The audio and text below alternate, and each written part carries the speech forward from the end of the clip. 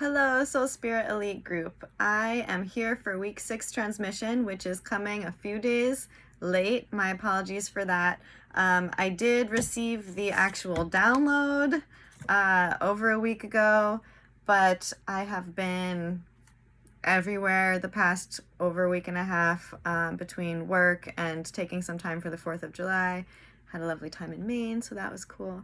And I was unplugged for a little while, and since I've been back, it's been a little overwhelming catching up. So here I am now for week 6 transmission.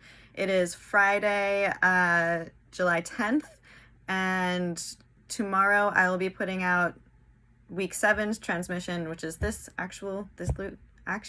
week, excuse me. So just to give you a little heads up, my apologies for getting this out a little bit late. But as usual, I will say I trust in divine timing, and I trust that my sense of not finding the right time until now happens for a reason. So I hope that you can see where in your truth that lies based on what information we get today. Hopefully it's coming at the perfect time. So the information that I wanted to share with you today is about our energy fields and how we can utilize them for the most good to continue to grow and evolve within ourselves and as a collective. So the first point that I wanted to touch on is the concept of expansion. We are right now in a place collectively where we're being forced to isolate and kind of go within. It's the opposite of expansion. It is us kind of consolidating and being in a hermit protective mode. I'm being called to invite you all to energetically expand, not physically, but energetically expand your boundaries. The past few weeks in quarantine, and specifically for our Soul Spirit Elite group, we've been more compelled to go within and really clear things and work on things and recognize things within ourselves. Now I'm encouraging you to broaden your scope and see your truths, your inner truths, on the outside of you. As within, so goes without. And I'd like us to really focus on that truth for this next month. Really looking at how does your inner world come out and expand into your outer world? What kind of things do you put out into the universe from your inner dwellings? These are important manifestation skills, or even just traits and qualities that we have. It becomes a skill once we become aware of it, and once we're able to actually understand and utilize it for our highest good. Before that happens, it's just an observation and a cause and effect kind of observation that we notice, and before that, it's the cluelessness or the denial of that actually being a thing, that our thoughts and our inner worlds actually do go out and expand and manifest out into our physical and outer world.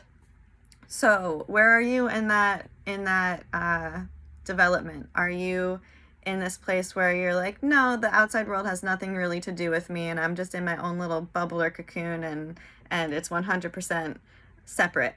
Or are you like, yeah, I've noticed that I have a thought and then it kind of shows itself somehow out there in the universe, or I have a feeling or a fear and it ends up showing itself, or when I'm in a good mood, I find that everything is really smooth and going my way and it's a flow and I get what I want, da-da-da-da-da.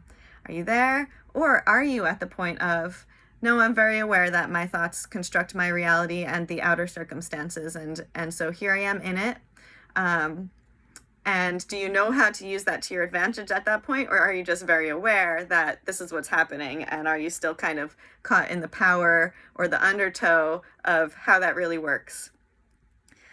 This expansion outwards, we want to do from a healed place, which is what we've been working on. We want to do it from a grounded and centered place and from a place of faith and knowing. So what we're trying to do here is to take all of our positive qualities, all of the good things that we're drumming up within ourselves, and push it out into our outer worlds, expand that. We've done many meditations at this point, and we've had guided meditations where we come from our heart space and expand out and connect that way. And that brings me to the next idea of connection. We are all connected. We all affect each other's fields. We all affect each other's realities. We are all mirrors for one another. And I have found that, honestly, we're all each other's greatest teachers. We might seem, some people drive me crazy and feel like the, most difficult kinds of relationships that I have, and I wonder, and I feel it's a burden, and I'm like, why do I have to deal with this person, and da da da da da. And then I have these moments of enlightenment, especially after I mull over it, and I'm like, why is this happening? And I see the beauty and the blessing that it is to have whatever they're bringing to me, whatever they're bringing to the table, whether it is stress or anxiety or, a sad story, or whether it is something joyous and exciting and, some information that really fits puzzle pieces together for you, and they're teaching you something that just helps everything else click in your life. Whatever it is, these people are all here to help us on our journey, to give us the contrast, to give us the wisdom, to help us on our path. If you were to just start seeing that in every single person, there's a manifestation of the divine. In every single interaction that we have, it's a manifestation of the divine. And once we start truly seeing it that way, things become way more magical. Things become way more instilled with significance and no more mundanity. There's nothing mundane about even the most boring interactions that we have when we're viewing it through the truth of these beings are here for our highest good. For really, we're all angels. We're all spirit guides for one another. Our 5D selves are encouraging us to do things on this plane that we may not even be aware of, but that's actually helping guide other souls and ourselves, and vice versa. Those other souls, they're helping to guide us home. We're all in here together for a reason. And so to honor that connection, honor even the craziness that's going on now in the collective, that we're all connected and we're all doing this for the best, most beautiful reasons. That really does help bring us into a state of empowerment and hope and faith. And those are the places that we need to harness more energy for the good. There's too much fear happening right now. There's too much mystery and confusion out there right now. And the biggest thing that we're missing is human connection. I have so many patients, and one woman that I was talking to this week, she's elderly, she's in her 80s. She is in a lot of pain, and the only thing that she really was focused on and really wanted was hugs. She was like, I didn't realize how much hugs from my grandkids were so important and gave me the will to, live, and the happiness to just be. And she doesn't get enough of that right now. And what's happening? She's getting bedridden. She is in so much pain. And luckily some beautiful acupuncture by yours truly is helping her along. But that does not replace hugs. That definitely does not replace human connection. And I sat there with her and her family for 2 hours, and it was more than just the energy movement, and it was more than just the acupuncture. It was the being together and talking about these things and feeling for each other and feeling with each other.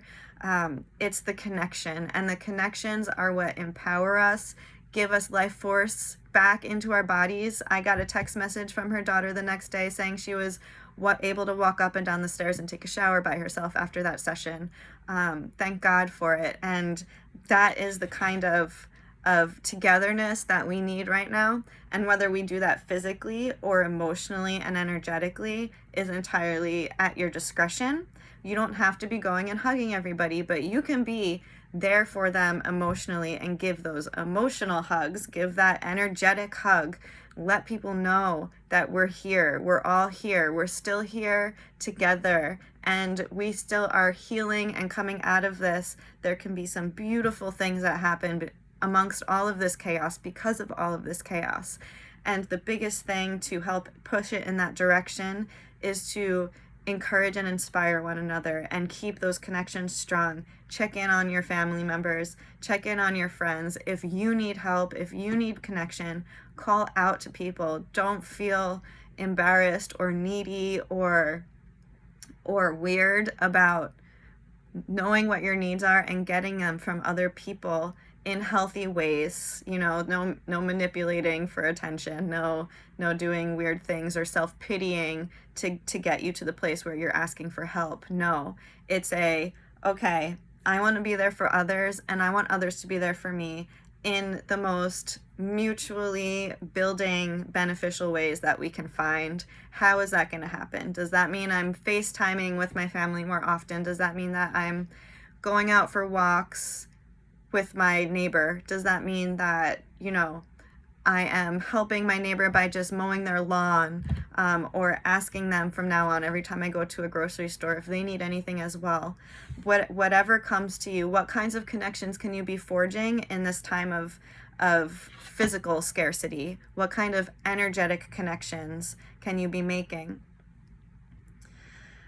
And the last thing is about individuation. So we want to, as a collective, expand and connect with one another, create bigger force fields of love and being, and connect it in with other bubbles of those kinds of energies, with other souls who are holding that kind of space. So we create almost like a network or force field of these higher vibrations for humans. But it's also about your individual gifts and skills. And I'm getting chills by saying that. So you guys are powerful beings and you have a job here that requires you to put your ego aside, because the ego has some really important functions, but too often it's running the show when it should be a little sideshow instead, kind of just keeping things in checks and balances as opposed to running it all. And this is the hard part. It's your ego who, when you want to reach out for help or you want to offer somebody else help, stops you from doing that for whatever reason, whether it's fear, embarrassment, oh, this person's going to judge me, oh, I'm going to just bother this person. That's your ego. If you know you have a skill to offer to the world and you're too scared to investigate it more, to refine it more, that's your ego. And that's preventing you from being the biggest type of help and healing that you can be. And that's not okay. So we need to tap into our higher selves. We need to tap into our heart space, our healed heart space, not the parts of our hearts that are still hurting, that maybe the ego is still protecting. We need to be in our sound mind and heart and branch out from there. And how do we do that? There are so many different ways to heal the heart space, and there are so many different ways to access your higher self. So, of course, there's chakra meditations out there. You can do your chakra meditations. You can wear green. You can be more out in nature in that green. Those are all things that help harmonize your heart space. The other things that you can do for your heart is talk to it. Talk to your heart, get out of your brain, and feel with your heart. Say, okay, heart, here we go. I'm going to come into my heart space. So let's do this. Please prepare my space so when I drop into the heart, it's clear, it's comfortable, and it's effective. And you start your intentions this way. And if you feel any sort of tightness or resistance from the heart at that point, maybe spend a little bit more time breathing through your heart. Spend a little bit more time in nature, or asking your heart, what's going on? What about you right now do you need support for, or acknowledgement of? How can I help you so you can work in your best capacity, because we have jobs to do here. This is coming from more than just, you. And a hurt heart can cause a lot of resentment or self-pitying, fear, isolation, so many things a broken heart can do, including, ending your life. I know many elderly couples who one person passes and the other one goes very soon thereafter, and it's literally a broken heart that's taking them down. We need to come from our empowered heart. We need to come from our love that truly can heal and conquer so many things that our mind would never be able to do by itself. And so taking that time to mentally prepare your mind and your heart for dropping in, and then really just feeling your energy, feeling your processes, focus more into the center of your chest where your heart is. Quieting the mind and coming down into your body space here. This is where you're going to begin to access your heart's power and your heart's thinking skills. There's literally electromagnetic fields that come off of your heart, and your heart only. Your heart has its own electric system that keeps it pumping, and that's, the physiological reasoning of it. But at the same time, we see that this EMF field projects distances around us, feet diameter around us in all directions, and other hearts and other bodies pick up on whatever frequencies and vibes we're sending out. And this is literally measurable scientific fact.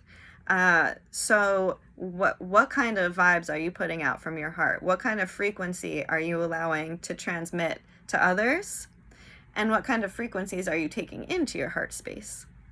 Because that's a filter too that you can choose and program and create a place where your heart is only picking up, like a radio station, the highest frequencies, the lightest frequencies, the most pure and most effective for evolution kinds of frequencies. Call it in and it will be yours. If you feel the heaviness, don't judge yourself for it. That's another ego process. If you feel stuck and you can't get into your heart, that's okay. We can talk about it more personally. You can reach out to me and we can talk about ways to work on that. But even just asking, just tapping in and saying, what is this freaking block? What is going on in my heart? That's not letting me, that's creating this resistance for me to really open up and feel through from my heart center. Normally, or usually, I would say, you're going to hear something. You're going to know. There's going to be information that somehow makes itself known to you, whether it's a feeling or you hear something or you catch a vision of something. Your body has all of that information and you absolutely have access to it all. But if you're not letting yourself hear it, and I'm there too sometimes, trust me, my body does not let me, or I don't want to hear what it has to say one way or the other. That's what your support team is here for. That's what I'm here for. That's what the group is here for, to really help you find those blocks and figure out how to either blast through them or transform them, eradicate them in some way so they're no longer creating that issue for you. Tapping into your higher self automatically opens your heart more. And so tapping into your higher self, that is a way of kind of sidestepping the ego and putting it in its place where it should be. Your higher self already has that accomplished. So you can call in your highest consciousness, your highest states through meditation, through prayers and mantras, through just settling and breathing for a few minutes and creating that intention and letting yourself step into that dimension. Let yourself step into your higher self. So many times I've been like, I want to, but I can't. What is going on? But it's my ego who's not letting me get there. So I want to hold on to some anger, or I want to hold on to some fear thought that I'm having, and try and work it through rationally. And that's my biggest block at that point. Letting that all go and getting back into the state of centeredness and knowing that there's a bigger picture out there, and feeling with faith that I have absolute access to the connection to divinity of myself and God, the bigger picture source, however you'd like to call it. That is how you begin to really heal your heart space, and being honest with yourself about it. And then you can get into that heart in a more pure way and be putting out those vibes to not only raise your vibration, but because those vibes are affecting other people, it's helping inspire higher vibrations from others as well. So going back to the fact of individuation here, we're not trying to all have the same vibration in our heart either, besides the love. Of course, we need that love vibration in there, every single one of us. But each of us has come here with our own gifts to share for ourselves and the world. And that pattern, I believe, we hold in our heart space, in our pure heart space. It's not in the mind. It's not in the auric field somewhere. It's here in our core and in our heart. And it's important to acknowledge that each of us has very unique skills and knowledge and capacity for helping humanity in a way that nobody else can. You are here for a reason. You are here because you matter, because you are important for this thing that we're all going through. And so therefore you have a responsibility to have awareness of that and to know what exactly you're doing and where you are, versus what your actual goals and intentions are. Are you putting out exactly what you want to be? Do you have your sense of individual gifts? Do you know what you're here for yet? These are the things that the higher self and the heart space help us elucidate. So in doing all of the inner work that we've been doing, all of the self-healing that we've been doing, now we're coming to a place of it's time to expand, it's time to connect, and it's time to individuate. It's time to know how I can help myself and the collective, and it's time to start practicing that. So tomorrow I'll be putting out week 7, and that is going to go a little deeper into the practice of how to tether your spirituality into the physical world, how to honor your individual skills and gifts, and how to begin to refine them and strengthen them, and really start working our magic here to clean this world up. It's important for old systems to break down. It's important for this chaos to be happening right now. And it's just as important for us to be cleaning up our own space and getting ready to go out there to reorganize on a global scale. So that's our transmission for today. Please, if you have any sort of thoughts or questions or concerns or comments, obviously you can put it on the Facebook, or not Facebook, excuse me, the YouTube comments down below if you'd like everybody in the whole world to potentially see that. But this is what we have our forum for. This is what the Soul Spirit Elite group forum is for. Let's work with each other. Let's expand out and connect with each other more and talk about what our individual skills are, what kinds of blocks we're having, and reach out for the help. We're here to help each other, so let's get it done. So much love. I'm so excited for the next few weeks. It feels like it's going to be big. And I'm here. I'm here for you. Reach out if you need anything. And don't forget that everything that you're doing, as hard as it can feel, it's all worth it. And it's all for a reason. So we're here. We're in it to win it. And it's going to happen. Lots of love.